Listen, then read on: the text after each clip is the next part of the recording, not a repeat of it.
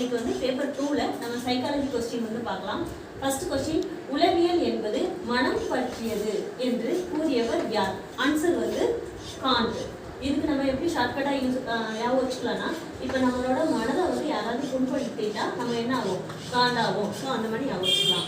Next, சூழ்நிலை பற்றி ஆராய்ந்த மனநிலை ஆய்வாளர் யார்? ஆன்சர் வந்து டார்வின்.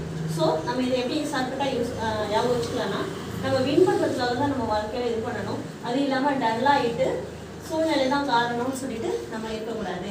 இந்த மாதிரி ஞாபகம் வச்சுக்கோங்க. அடுத்து, நடத்தை கொள்கை கோட்பாட்டை கூறியவர் யார்? J B Watson. வாட்சன். இப்போ இது எப்படி ஞாபகம் வச்சுக்கலாம்னா, நம்ம வந்து டெய்லி நடந்தால் வந்து நல்லது. ஸோ நம்ம வாசலுக்கு போய் சன்னை பார்த்தோம்னா நம்மளுக்கு நல்லது. அந்த மாதிரி ஞாபகம் வச்சுக்கோங்க. அடுத்து, ஒழுக்க வளர்ச்சியை பற்றி கூறிய உளவியல் அறிஞர் யார் அப்படின்னு சொல்லிட்டு கேட்டால் அதுக்கு ஆன்சர் வந்து மக்தூக்கல் அப்படிங்கிறது ஆன்சர். இது எப்படி ஞாபகம் வச்சுக்கலாம்னா, ஒரு ஸ்டூடெண்ட் வந்து மக்கா கூட இருக்கலாம், ஆனால் ஒழுக்கம் இல்லாமல் இருக்கக்கூடாது. இந்த மாதிரி ஞாபகம் வச்சுக்கலாம். நெக்ஸ்ட்டு, புலன்காட்சியை முறைப்படுத்தும் நியதிகள் எத்தனை? அப்போ புலன் அப்படின்னாலே நம்மளுக்கு ஐம்புலன்கள்னு சொல்லி தெரியும். அப்படி இல்லைன்னா நியதிகள் அப்படிங்கிற வார்த்தை வந்து நம்மளுக்கு 5 வருது. ஸோ 5ங்கிறத நம்ம ஞாபகம் வச்சுக்கலாம். அடுத்து, கிரஹாம் வாலஸ் கூறும் ஆக்க சிந்தனையின் படிகள் எத்தனை? இப்போ கிரஹாம்ங்கிற வேர்டு அவரோட பேர் எத்தனை இருக்கு? 1 2 3 4. ஸோ நம்ம 4 படிகள்னு சொல்லிட்டு ஞாபகம் வச்சுக்கணும்.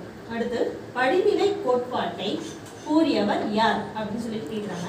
அதுக்கு வந்து ராபர்ட் எம் காக்னே அப்படிங்கிறது தான் ஆன்சர். ஸோ இதை நம்ம எப்படி ஞாபகம் வச்சுக்கலாம்னா, இப்போ காக்காவுக்கு நம்ம சோறு வைக்கணும்னா படியில் ஏறி, அதாவது அதோட சூழ்நிலை தெரிஞ்சு அது பசியில் இருக்குன்னு நம்ம புரிஞ்சுக்கிட்டு படியில் ஏறி போய் சாப்பாடு வைக்கிறோம். அந்த மாதிரி படிநிலை கோட்பாடுனா காக்னே அப்படிங்கிறத ஞாபகம் வச்சுக்கோங்க.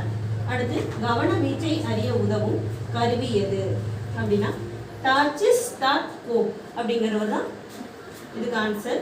இது எப்படி ஞாபகம் வச்சுக்கலாம் அப்படின்னா, இப்போ ஒரு இடத்துல வந்து நைட்டு கரண்ட் போயிடுச்சு. ஸோ டார்ச் எடுத்துக்கிட்டு அவங்க வெளியே போகிறாங்க. அப்போ அம்மா என்ன சொல்கிறாங்க? காற்று வீசுறது ரொம்ப அதிகமாக இருக்குது, ஸோ கவனமாக போயிட்டு வா அப்படின்னு சொல்கிறாங்க.